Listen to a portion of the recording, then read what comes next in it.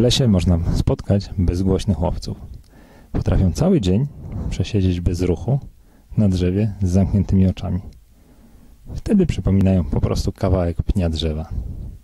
Kiedy nastaje noc, wtedy sowy mają dużą przewagę nad innymi zwierzętami.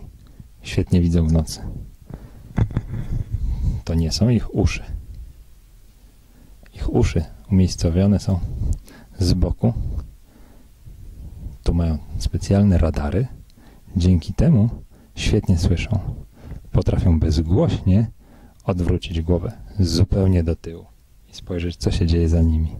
Potrafią usłyszeć zwierzę, które znajduje się pod śniegiem. Chętnie polują właśnie na myszy.